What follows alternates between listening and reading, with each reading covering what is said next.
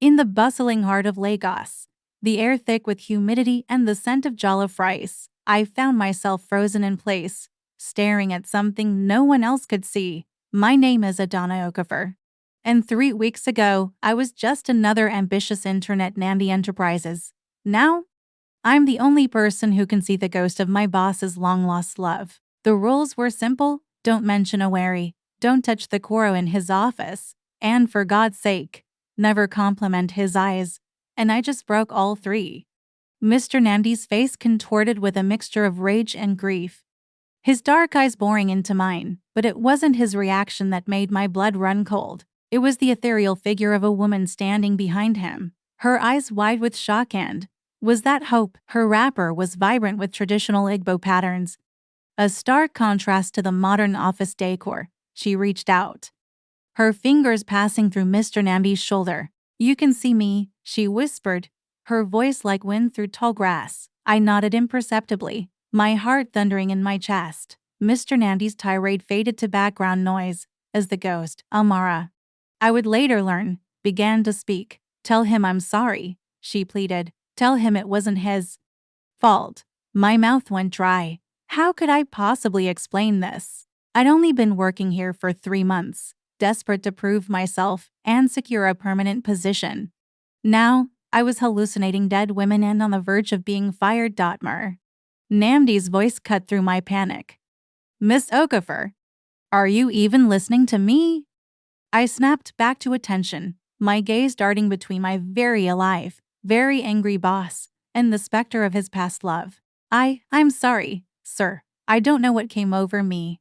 His eyes narrowed suspiciously. "Perhaps you need to take the rest of the day off. Clear your head." I nodded frantically, gathering my things. As I hurried towards the door, Amra's voice echoed in my mind, "Please. Help him find peace. Help him forgive himself." The elevator ride down was a blur. My mind raced, trying to make sense of what had happened.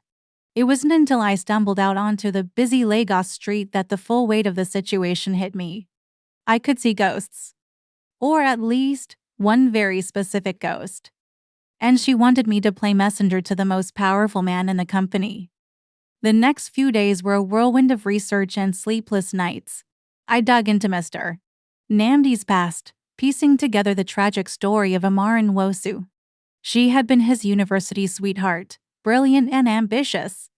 They were engaged to be married when a car accident in Owerri claimed her life. Nnamdi had been driving. Every night, Amra's ghost visited me, sharing memories and regrets. And every day, I walked into the office, a ticking time bomb of secrets. It all came to a head during a late-night meeting. Mr. Nnamdi was reviewing quarterly reports, his face etched with exhaustion. Amara stood by the window, her eyes filled with a longing that transcended death. "Tell him about the Kora," she urged. "He needs to play again." I took a deep breath, steeling myself. "Sir, I think you should play the Kora again." His head snapped up, eyes blazing. "What did you say?" There was no turning back now. "The Kora in your office, Amara. She loved hearing you play." The color drained from his face. "How do you know about Amara?" And so, I told him everything. About the accident, about seeing Amara's ghost, about her messages. With each word, I saw the walls he had built around his heart begin to crumble. When I finished, the office was silent save for the distant hum of Lagos traffic. Nnamdi's hands trembled as he reached for the Kora.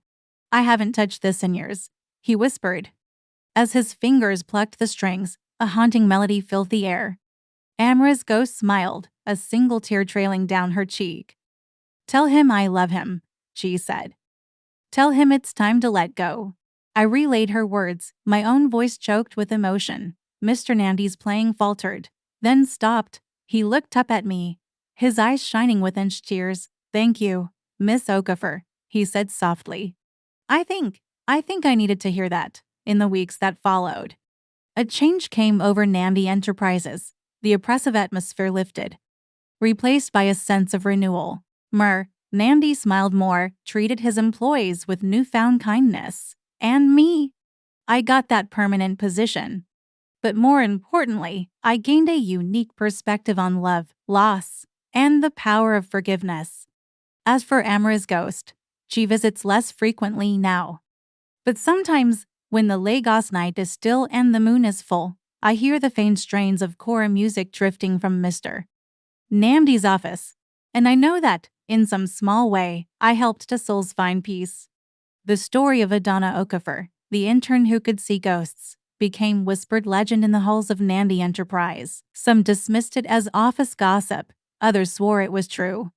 But for those of us who knew the truth, it was a reminder that love, even from beyond the grave, has the power to heal the deepest wounds. In the end, it wasn't about ghosts or supernatural abilities. It was about the very human need for closure, for forgiveness, for a second chance at love. Even if that love now existed only in memory, as I sit here, years later, watching the Lagos sunset paint the sky in brilliant oranges and pinks, I can't help but smile. My life took an unexpected turn that day in Mr. Nnamdi's office, but I wouldn't change it for the world, because sometimes the most extraordinary stories are born from the most ordinary beginnings. And sometimes, all it takes to change a life, or save a soul, is the courage to speak the truth, even when that truth seems impossible. So if you ever find yourself face to face with a ghost, remember my story, listen to what they have to say. You never know, you might just help someone find the peace they've been searching for all along. And who knows, maybe, just maybe, you'll find a little piece of yourself along the way.